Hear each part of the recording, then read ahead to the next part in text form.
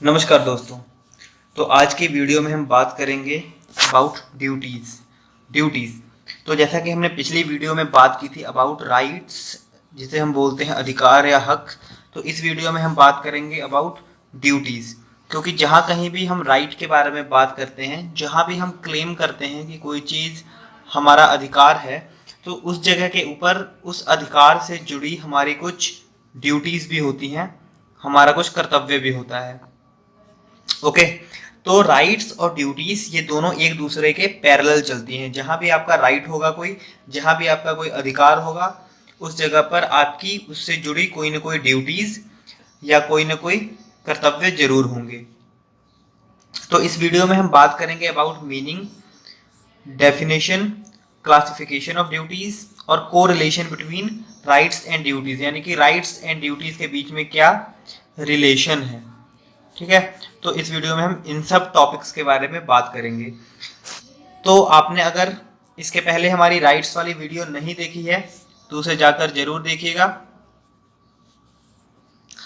ताकि आपको उस कॉन्सेप्ट को समझने में आसानी मिल सके, और उस कॉन्सेप्ट को समझने के बाद ही आपको ड्यूटीज का कॉन्सेप्ट समझ में आएगा ठीक से। तो उस वीडियो को जरूर देखिएगा।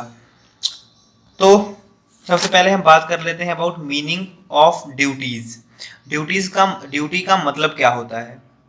तो ड्यूटी क्या है? Duty is an act which one ought to do, an act the opposite of which would be wrong. तो इसका सिंपल मतलब क्या है कि जैसे ड्यूटीज क्या होते हैं कि अगर आपको कोई काम करना है, आपको कोई काम करने के लिए कहा जा रहा है और आप उस काम को करने के लिए बाउंड हैं, यानी कि आप उस काम को करने के लिए मजबूर हैं, आपको वो काम करना ही पड़ेगा। और अगर आप वो काम नहीं करते हैं तो उसे एक रॉन्ग माना जाएगा, तो उसे हम ड्यूटी कहते हैं। फॉर एग्जाम्पल, अगर हम एक हाइपोथेटिकल एग्जाम्पल लेते हैं स्टूडेंट की, तो एक स्टूडेंट जब स्कूल में जाता है तो उसे स्कूल यूनिफॉर्म पहनने के लिए कहा जाता है, मतलब वो स्कूल यूनिफॉर्म पहनने के लिए बाउंड है। ठीक है, तो वो स्कूल यूनिफॉर्म पहनकर आना स्कूल में उसकी ड्यूटी है। ये एक एग्जाम्पल हो गई। दूसरी एग्जाम्पल लेके चलते हैं कि जब वो स्टूडेंट स्कूल के अंदर है तो उसे रोका जाता है न्यूसेंस क्रिएट करने से। न्यूसेंस यानी कि किसी भी तरीके की शरारत या किसी भी तरीके का शोर शराबा या किसी भी तरीके की इस तरह की चीज करने से उसे रोका जाता है। तो वो उन चीजों को ना करने के लिए बाउंड है।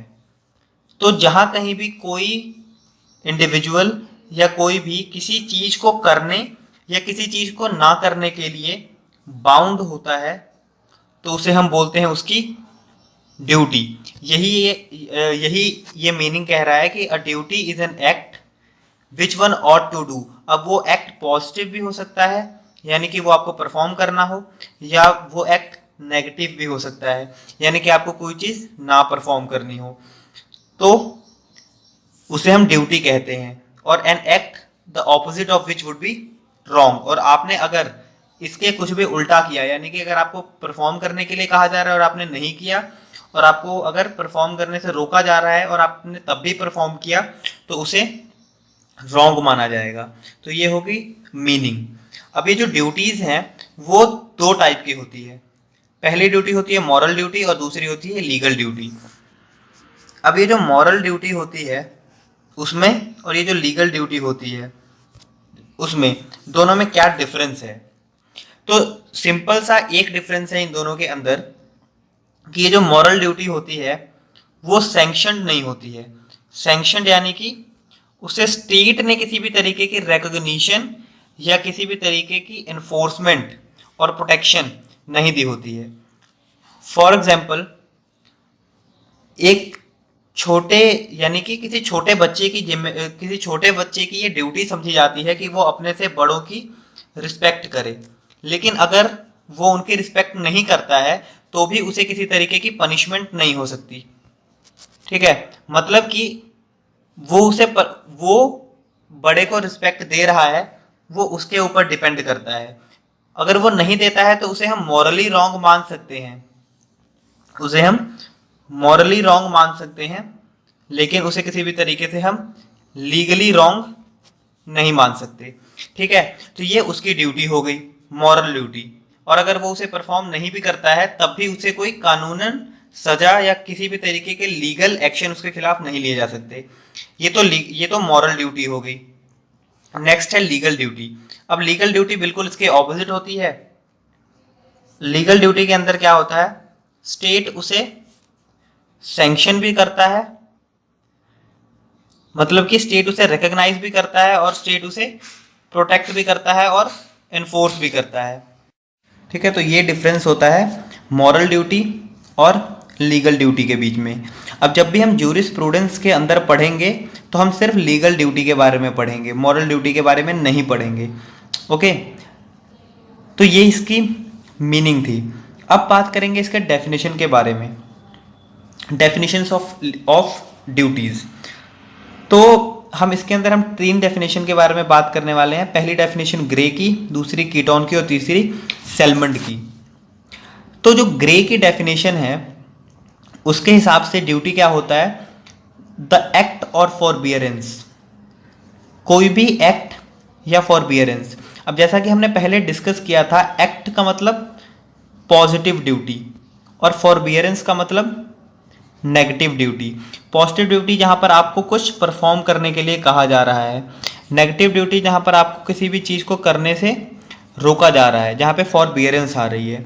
तो द एक्ट और forbearance which an organised society commands, अब ये यहाँ पे देखने वाला है, which an organised society command, यानी कि वो एक्ट और फॉरबियरेंस जो आपको कोई ऑर्गेनाइज्ड सोसाइटी कमांड करती है in order to protect legal rights और legal duties of the person to whom these commands are directed। मतलब कि जब भी कोई ऑर्गेनाइज्ड सोसाइटी, यहाँ पर ये ऑर्गेनाइज्ड सोसाइटी गवर्नमेंट भी हो सकती है और आज के टाइम में गवर्नमेंट ही होती है, तो जहाँ पर भी एक ऑर्गेनाइज्ड सोसाइटी किसी को कोई कमांड देती है कि तुम्हें वो ये चीज़ परफॉर्म करनी है या तुम्हें इस चीज़ को परफॉर्म नहीं करना है, यानी कि किसी भी एक्ट और फॉरबियरेंस के लिए उसे कमांड देती है, और उस कमांड का पर्पस क्या होता है, किसी के लीगल राइट या लीगल ड्यूटीज़ को प्रोटेक्ट करना। ठीक है, तो उसे हम ड्यूटी बोलते हैं। कि जैसे कि एक्स ने वाई को कमांड दिया कि तुम्हें ये चीज़ परफॉर्म करना है ताकि इनकी लीगल ड्यूटी या लीगल राइट को प्रोटेक्ट किया जा सके, तो उसे हम ड्यूटी बोलेंगे वाई की, और वाई उसे परफॉर्म करने से ड्यूटी बाउंड होगा और अगर नहीं करेगा तो उसे रॉन्ग माना जाएगा। सेकंड डेफिनेशन है कीटोन की। कीटोन की डेफिनेशन है कि a duty is an act और फॉरबियरेंस, ये भी एक्ट और फॉरबियरेंस की बात कर रहा है, यानी पॉजिटिव और नेगेटिव ड्यूटी की बात कर रहा है, विच is enforced by the state. अब जैसे यहाँ पे हमने एक ऑर्गेनाइज सोसाइटी के कमांड की बात की थी, यहाँ पे हम बात करेंगे विच is enforced by the state. यहाँ पर भी बेसिकली ऑर्गेनाइज सोसाइटी वो आज के टाइम के हिसाब से स्टेट ही है, इन्फोर्स्ड बाय द स्टेट। तो a duty is an act और forbearance which is enforced by the state. और स्टेट क्यों उसे इन्फोर्स करेगा, in respect of a right vested in another and breach of which is wrong. यानी कि जब किसी एक पर्सन का राइट हो कि दूसरा जो पर्सन है वो उसके लिए ड्यूटी परफॉर्म करे, या फिर वो कोई चीज़ परफॉर्म कर रहा है तो उससे उसे रोका जा सके, तो उसे क्या बोलेंगे, हम ड्यूटी बोलेंगे। थर्ड डेफिनेशन है सेलमंड की। अ ड्यूटी इज रफली speaking which one ought to do and act the opposite of which would be wrong, जो हमने उसके मीनिंग में पढ़ा था। तो यही है, तो कुल मिला के इसके अंदर बात ये है, इसका सम ये है कि, और इसके हम कैरेक्टरिस्टिक्स भी बोल सकते हैं कि ड्यूटी क्या होती है। ड्यूटी कोई भी एक्ट या फॉरबियरेंस हो सकती है, मतलब वो पॉजिटिव भी हो सकती है और वो नेगेटिव भी हो सकती है, जिसे कमांड कौन करता है, स्टेट कमांड करता है, और स्टेट ही उसे प्रोटेक्ट करता है, एनफोर्स भी करता है और प्रोटेक्ट भी करता है। स्टेट प्रोटेक्ट क्यों करता है, क्योंकि उससे किसी के राइट जुड़े होते हैं या किसी की लीगल ड्यूटीज जुड़ी होती हैं, और अगर कोई उसका ब्रीच करता है तो उसे हम क्या बोलते हैं, रॉन्ग बोलते हैं। ये इसके डेफिनेशंस हो गए। ओके, तो अभी तक हमने मीनिंग और डेफिनेशन पढ़ लिया इसका। नेक्स्ट है क्लासिफिकेशन ऑफ ड्यूटीज। ड्यूटीज को हम कितने पार्ट्स में क्लासिफाई या कितने टाइप्स के अंदर क्लासिफाई कर सकते हैं। तो पहली क्लासिफिकेशन है पॉजिटिव एंड नेगेटिव ड्यूटीज, दूसरी क्लासिफिकेशन है primary and secondary duties, and third classification है absolute and relative duties. Next है पॉजिटिव एंड नेगेटिव ड्यूटीज। तो जैसे कि पॉजिटिव ड्यूटी यानी कि जिसमें हम किसी एक्ट को परफॉर्म करने के लिए बाउंड हो, नेगेटिव ड्यूटी जिसके अंदर फॉरबियरेंस जुड़ी हो, जैसा कि हमने पहले भी बात की थी मीनिंग के अंदर और डेफिनेशन के बीच में। तो पॉजिटिव एंड नेगेटिव ड्यूटीज ये होती हैं। एक के अंदर आपको कुछ एक्ट परफॉर्म करने के लिए कहा जाता है, दूसरे में आप अगर कोई एक्ट परफॉर्म कर रहे हो तो आपको उसे परफॉर्म करने से रोका जाता है। पॉजिटिव ड्यूटी के एग्जाम्पल हो गया जैसे कि आपने किसी से पैसे उधार लिए हैं, तो अब आप ड्यूटी बाउंड हो उसे वो पैसे वापस करने के लिए, यानी कि ये एक एक्ट हो गया, आप कुछ परफॉर्म कर रहे हो, आप उसके पैसे वापस दे रहे हो, तो आप उस चीज़ के लिए बाउंड हो। तो ये पॉजिटिव ड्यूटी की एग्जाम्पल हो गई। सेकंड है नेगेटिव ड्यूटीज़। नेगेटिव ड्यूटीज़ जिसमें आपको रोका जाता है कुछ परफॉर्म करने से। फॉर एग्जाम्पल आपका अपना घर है और कोई आपके घर के अंदर इंटरफेरेंस कर रहा है, कोई आपके घर के अंदर इंटरफेयर कर रहा है, तो वो जो सेकंड पर्सन है जो इंटरफेयर कर रहा है आपके घर के अंदर में, तो उसकी ड्यूटी बनती है कि वो इंटरफेयर ना करे, और अगर वो उस ड्यूटी को ब्रीच करता है, उस ड्यूटी को वायलेट करता है, तो उसे रॉन्ग माना जाएगा और उसे पनिशमेंट होगी। ठीक है, तो यहाँ पर ये सेकंड बंदा है वो नेगेटिव ड्यूटी से बाउंड है। नेगेटिव ड्यूटी से बाउंड है मतलब वो बाउंड है कि वो आपके घर के अंदर इंटरफेरेंस ना करे। ठीक है, तो ये नेगेटिव ड्यूटी हो गई। नेक्स्ट है प्राइमरी एंड सेकेंडरी ड्यूटी। तो प्राइमरी एंड सेकेंडरी ड्यूटी, हाँ, नेक्स्ट है प्राइमरी एंड सेकेंडरी ड्यूटी। तो प्राइमरी ड्यूटी यानी कि वो ड्यूटी जो अपने आप में इंडिपेंडेंट है। For example duty not to hurt any person. Duty not to hurt any person, आप ड्यूटी बाउंड है कि आप किसी को हर्ट नहीं करेंगे।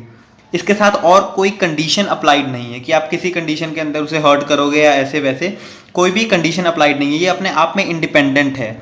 वहीं सेकेंडरी ड्यूटी होती है कि जब आप इस ड्यूटी को ब्रीच करते हो तो उसके बाद अराइज होती है। जैसे राइट्स के अंदर क्या था कि आपके कुछ प्राइमरी राइट्स होते हैं, ठीक है, और जब वो राइट वायलेट होते हैं तो आपको दूसरे राइट्स मिलते हैं, जैसे राइट टू सू। अब ऐसी प्राइमरी ड्यूटी होती है जैसे duty not to hurt any person, और सेकेंडरी ड्यूटी वही हो गई कि अगर आपने किसी को हर्ट कर दिया तो फिर आप उसे डैमेजेस पे करोगे, ये सेकेंडरी ड्यूटी हो गई। ठीक है, तो ये प्राइमरी एंड सेकेंडरी ड्यूटीज हो गई। नेक्स्ट है absolute duty and relative duties. अब ये कॉन्सेप्ट क्या बोलता है कि आपके पास दो तरह के राइट्स होते हैं, एक एब्सोल्यूट होते हैं और एक रिलेटिव होते हैं। एब्सोल्यूट ड्यूटीज होते हैं आपके स्टेट के टुवर्ड्स, आप स्टेट की तरफ एब्सोल्यूट ड्यूटी से बाउंड होते हैं, जिसके अंदर आपका कोई स्कोप नहीं होता है, आपको उन ड्यूटीज को फुलफिल करना ही है बिना ये उम्मीद रखे कि आपको कुछ राइट्स मिलेंगे। ये कॉन्सेप्ट बेसिकली पुराना है, बिना कुछ उम्मीद रखे कि आपको कोई राइट्स मिलेंगे। ठीक है, मतलब आप अपनी ड्यूटीज परफॉर्म करते रहिए, स्टेट का मन हुआ तो वो आपको राइट्स देगा, नहीं हुआ तो आप उसे क्लेम नहीं कर सकते। ठीक है, नेक्स्ट है अपना रिलेटिव ड्यूटीज। रिलेटिव ड्यूटीज होते हैं जो दो पार्टीज के बीच में होते हैं, जनरली थ्रू एग्रीमेंट्स।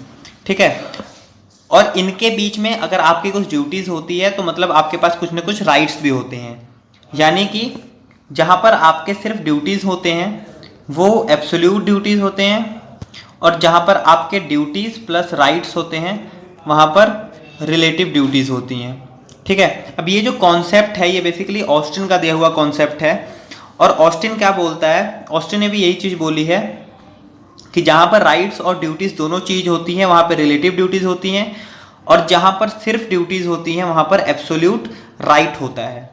अब ऑस्टिन ने 4 classes of such duties classify किया है, 4 क्लासेस बताई हैं इन टाइप की ड्यूटीज की, जिनमें से 3 तो रिलेटिव ड्यूटीज हैं और एक जो है वो एब्सोल्यूट ड्यूटी है।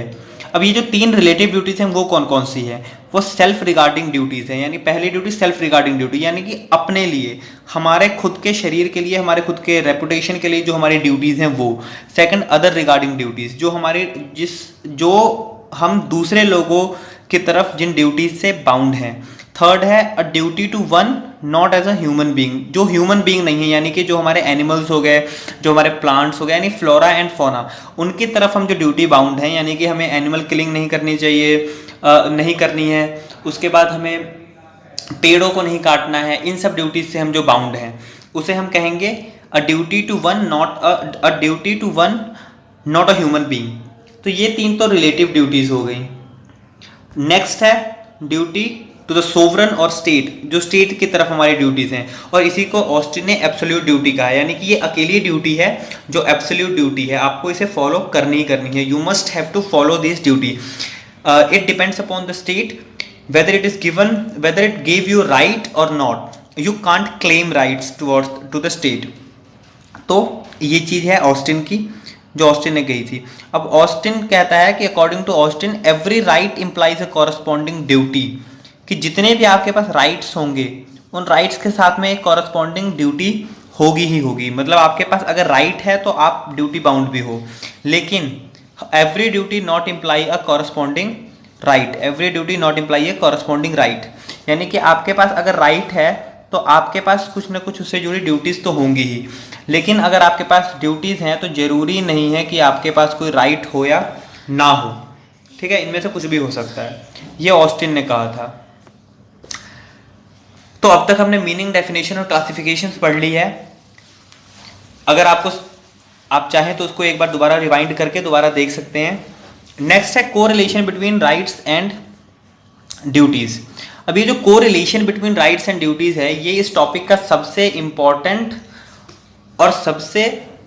और एक बहुत ही टेक्निकल सा एक टॉपिक है, जिसे समझने में थोड़ा टाइम आपको लग सकता है। तो इसे बार बार आप देखिएगा, जब बार बार देखिएगा तो इसे आप जरूर समझ लीजिएगा। ठीक है, तो ये राइट्स एंड ड्यूटीज के बीच में कोरिलेशन को हम देखते हैं।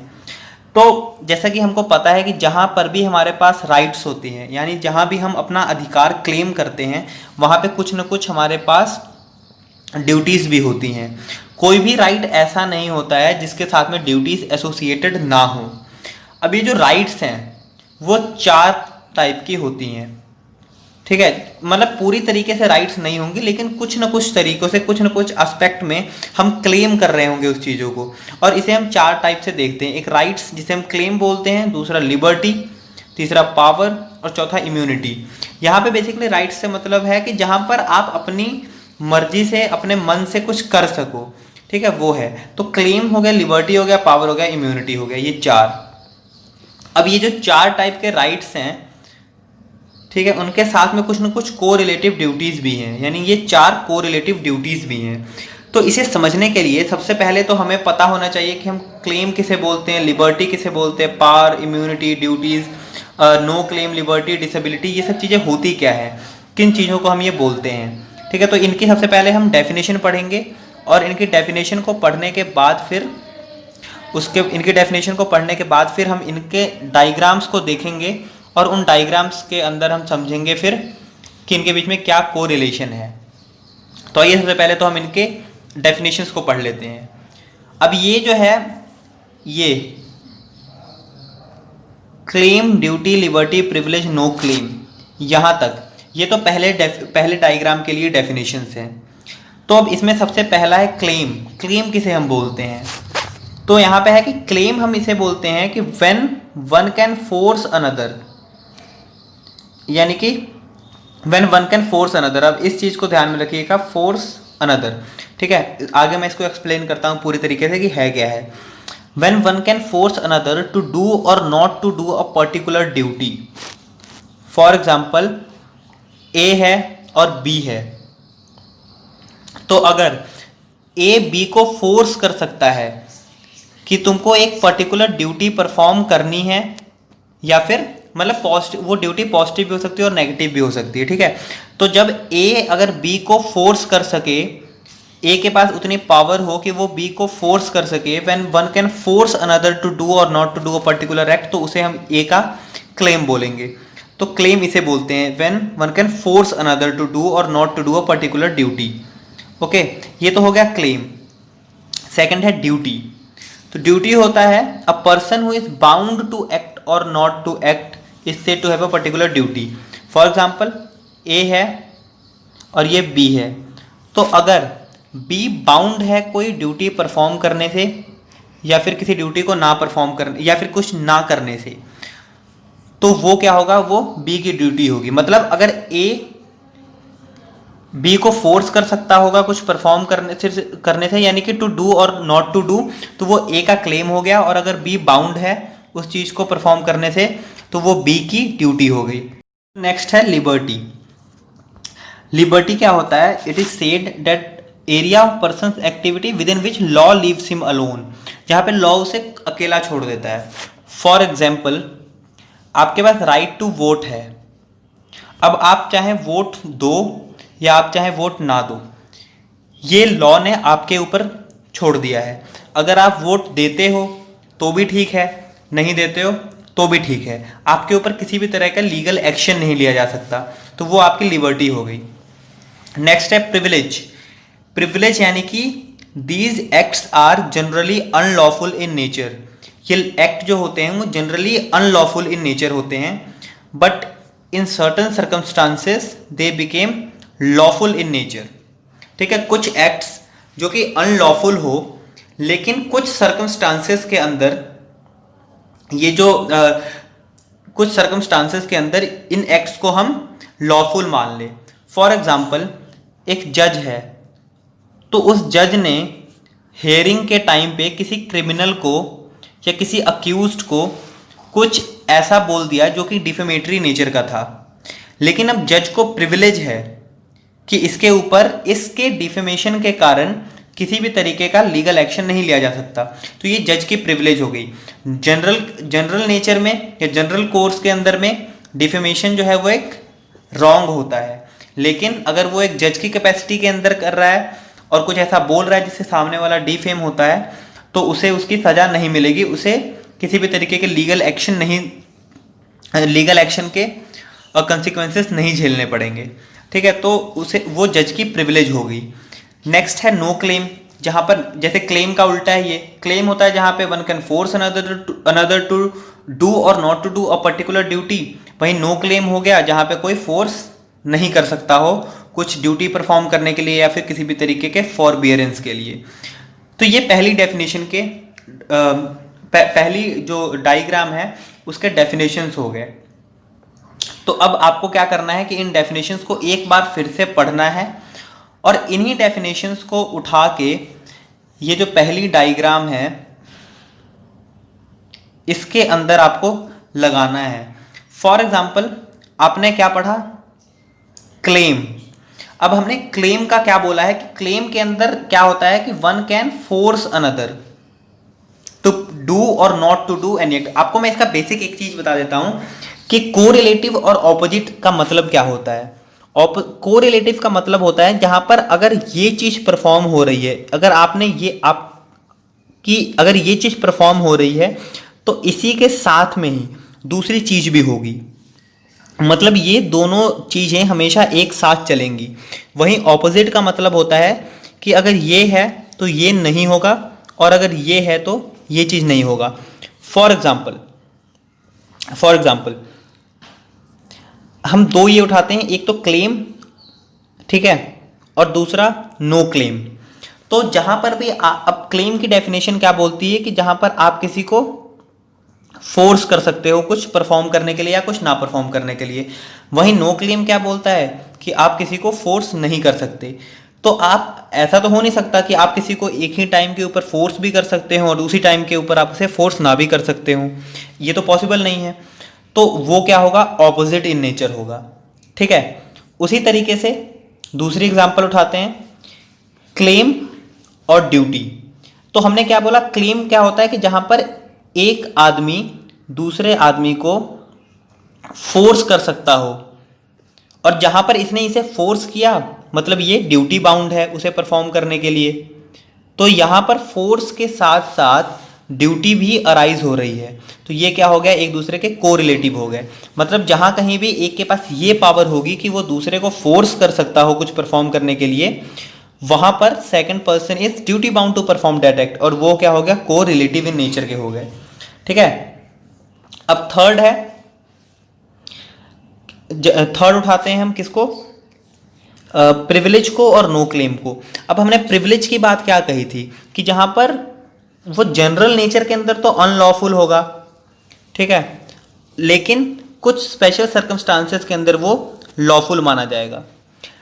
ठीक है, ये अब जहां पर मान लो कि एक जज है, तो उस जज ने कुछ डिफेमेटरी चीजें बोल दी अक्यूज्ड को। अब ये अक्यूज्ड जो है, अब ये तो जज की प्रिविलेज हो गई कि वो बोल सकता है ऐसी चीज़ें जो कि डिफेमेटरी नेचर की हो और इसके ऊपर किसी भी तरीके का लीगल एक्शन नहीं लिया जाएगा। अब इस केस के अंदर क्या अक्यूज्ड जो है वो क्लेम कर सकता है कि जज ने मुझे डिफेम किया है? नहीं कर सकता, क्योंकि वो जज की प्रिविलेज है। यानी कि जहां कहीं पर प्रिविलेज है वहां पर दूसरे वाली पार्टी के लिए वो नो क्लेम है, यानी कि दूसरे वाली पार्टी उसे क्लेम नहीं कर सकती, अपनी रेपुटेशन को जज के आगे क्लेम नहीं कर सकती। तो जहां भी प्रिविलेज है वहां पर नो क्लेम अराइज हो रहा है। जज और अक्यूज्ड के केस को आप मिलाकर देख लीजिए, जज उसे डिफेम कर सकता है लेकिन अक्यूज्ड अपना राइट टू रेपुटेशन जज से नहीं मांग सकता है उस चीज के लिए। तो वो क्या हो गया, कोरिलेटिव नेचर का हो गया। नेक्स्ट है तो ये चीजें थी, ठीक है। तो ये हमने पहले डायग्राम को देख लिया। अब आपको ये समझ में आ गया होगा कि इन चारों के बीच में क्या रिलेशन होता है। मतलब जहां कहीं भी दोनों चीजें एक साथ साइमल्टेनियसली अराइज हो रही हो वहां पे कोरिलेशन हो गया, और जहां पर दोनों में से कोई एक चीज ही पॉसिबल हो, दोनों चीजें पॉसिबल ना हो, तो वो ऑपोजिट नेचर की हो गई, ठीक है। अब बात करते हैं हम सेकंड डेफिनेशन के अंदर जो हमने बातें करनी है उनके अब बात करते हैं हम जो हमने सेकंड डेफिनेशन के अंदर बातें करनी है उनकी डेफिनेशंस के ऊपर। पहली डेफिनेशन है पावर की। तो पावर क्या होता है, it is an ability on the part of the person, यानी कि ये क्या है, एबिलिटी है। Power is an ability on the part of a person to produce a change in a given legal relation by doing a particular act, for example making a will और alienating property. अब इसे example से देखते हैं। For example एक father है, ठीक है, फॉर एग्जाम्पल एक फादर है। तो अब इस फादर के पास ये पावर है कि वो अपने विल के अंदर में ये डिसाइड कर सके कि किसे उसकी प्रॉपर्टी में कितना हिस्सा मिलना है। जनरली क्या होता है कि अगर फादर ने अपना विल तैयार नहीं किया है तो वो सारी जो प्रॉपर्टी है वो एक इक्वल हिस्सों के अंदर में सबके पास बढ़ जाती है। लेकिन फादर के पास ये पावर है, फादर के पास ये एबिलिटी है कि वो एक विल तैयार करके ये डिसाइड कर सके कि किसे ज़्यादा मिलना है या किसे कम मिलना है या किसे मिलना ही नहीं है, ठीक है। तो उसने क्या किया, वो उस लीगल रिलेशन के अंदर उसने अपनी एबिलिटी, अपनी पावर के कारण चेंज ले आया, जो कि एक जनरल कोर्स में या एक नॉर्मल कोर्स में क्या होता कि वो पूरी तरीके से इक्वल डिवाइड हो जाता। लेकिन फादर के पास वो एबिलिटी है कि वो ये चीज़ चेंज कर सके और अलग अलग रेशियो के अंदर में सबको प्रॉपर्टी बांट सके। तो ये पावर हो गई, यानी कि इसमें हम बात करते हैं एबिलिटी की। एक पर्सन के बिहाफ पे एबिलिटी होती है एक, ठीक है। दूसरी बात है लायबिलिटी। अब ये क्या होता है liability, it is a sense of being affected by the exercise of power, ठीक है। फॉर एग्जाम्पल फादर है, जब फादर ने विल तैयार की और अपने बच्चों के बीच में प्रॉपर्टी को बांटी तो उसने अपने पावर का इस्तेमाल किया, ठीक है। अब जब इसने अपने पावर का इस्तेमाल करके इनके हिस्से के ऊपर प्रॉपर्टी दे दी तो अब ये इनकी लायबिलिटी बन गई, ये प्रॉपर्टी, ठीक है। अब ये जो लायबिलिटी है वो पॉजिटिव भी हो सकती है और नेगेटिव भी हो सकती है। कैसे, क्योंकि अब जैसे कि है ना कि it is sense of being affected by the exercise of power. एक बंदे ने अपनी पावर एक्सरसाइज की और सेकंड जो है उसके ऊपर उसका कुछ ना कुछ इफेक्ट हुआ, जैसे ये जो बच्चे थे इनको प्रॉपर्टी मिल गई तो ये उससे अफेक्टेड हुए, कुछ इनको चीज मिली है, ठीक है। अब ये पॉजिटिव और नेगेटिव कैसे हो सकते हैं इसे देख लेते हैं हम। पॉजिटिव लायबिलिटी के एग्जांपल ये है जैसे कि फादर ने विल बनाया, चिल्ड्रंस को विल दे दिया, अब चिल्ड्रंस अंडर लायबिलिटी हैं to be benefited under the will, कि उन्हें उसका बेनिफिट मिले। तो जब बेनिफिट मिला उन्हें उसका तो उन्हें पॉजिटिव लायबिलिटी फील हुई। सेकंड नेगेटिव लायबिलिटी के एग्जांपल है कि जैसे अगर स्टेट ने किसी को पनिश किया है तो अब उस पनिशमेंट को झेलने की लायबिलिटी किसके ऊपर है, उस अक्यूज्ड के ऊपर है, ठीक है। तो उसके लिए वो नेगेटिव लायबिलिटी हो गई। ये लायबिलिटी हो गया, पावर और लायबिलिटी का कॉन्सेप्ट हमने पढ़ लिया। नेक्स्ट है इम्यूनिटी। इम्यूनिटी का मतलब क्या होता है कि immunity is a freedom on the part of one person, यानी कि it is a freedom on the part of one person against having a legal relation altered by a given act or omission on the part of another person. जैसे कि ये क्या है, it is अब इसको example से समझते हैं, आपको आसानी से समझ आ जाएगा। जैसे एक जज है, जज ने एक ट्रायल के दौरान कुछ भी डिफेमेटरी सेंटेंसेस बोल दिए, ठीक है। अब जज को इम्यूनिटी है इस चीज़ की कि उसके ऊपर किसी भी तरीके का लीगल एक्शन नहीं लिया जाएगा related to defamation in that particular circumstance. तो अब क्या है कि जज के पास वो फ्रीडम है ताकि वो उसे यूज कर सके डिफेमेटरी स्टेटमेंट्स क्रिमिनल्स के खिलाफ वो ट्रायल्स के दौरान पास करने के लिए, और जज के पास जज को किसी भी तरीके के लीगल एक्शन नहीं झेलने पड़ेंगे उसके कारण। तो वो क्या है, उसके पार्ट पे फ्रीडम है, ठीक है, against having a legal relation, यानी कि पर्सन टू पर्सन का जो लीगल रिलेशन है उसके अंदर क्या होता है कि एक पर्सन दूसरे को डिफेम नहीं कर सकता है। तो उस लीगल रिलेशन के अगेंस्ट उसके पास एक फ्रीडम है, जो कि उसे क्यों मिली है, क्योंकि वो एक जज की कैपेसिटी में एक्ट कर रहा है, ठीक है। तो ये इम्यूनिटी हो गई। नेक्स्ट है डिसएबिलिटी। अब डिसएबिलिटी क्या है, it is an activity on a part of a person where a change can not happen because of lack of power. अब डिसएबिलिटी का मतलब यही है कि कोई बंदा कुछ काम करने के अंदर क्या है, नाकाबिल है, मतलब कि उसके जैसे कि पावर के अंदर क्या था, वो फोर्स कर सकता था किसी को कुछ परफॉर्म करने के लिए। अब डिसेबिलिटी के अंदर में क्या है, डिसेबिलिटी के अंदर में क्या है कि वो किसी को, उसके पास उतनी पावर ही नहीं है कि वो किसी एक लीगल रिलेशन को चेंज कर सके या लीगल रिलेशन को एक्सरसाइज कर सके। For example time bar debt. अब टाइम बार डेट के अंदर में क्या होता है, फॉर एग्जांपल ए ने बी को पैसे दिए हैं, ठीक है। अब बी ने उसे पैसे देने से मना कर दिया, या ए को पता लग गया कि बी ने मेरे साथ फ्रॉड किया है।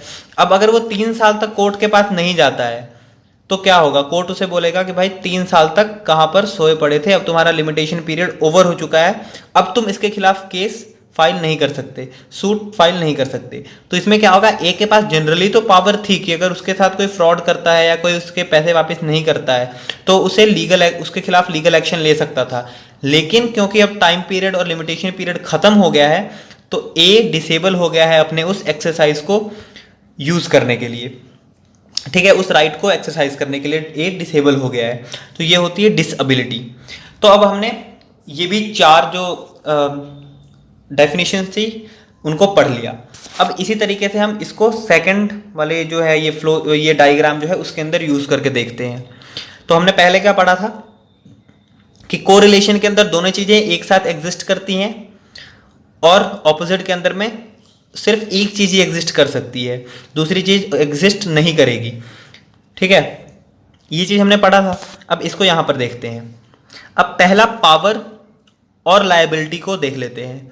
तो पावर में हमने क्या पढ़ा था, जहां पे एक बंदा जो है वो दूसरे बंदे को क्या करता है, एक बंदा जो है उसके पास ये पावर है, वो राइट है कि वो किसी एक लीगल रिलेशन के अंदर में चेंज ला सके, और जब ये चेंज ले आएगा तो सामने वाले की क्या बन जाएगी, लायबिलिटी।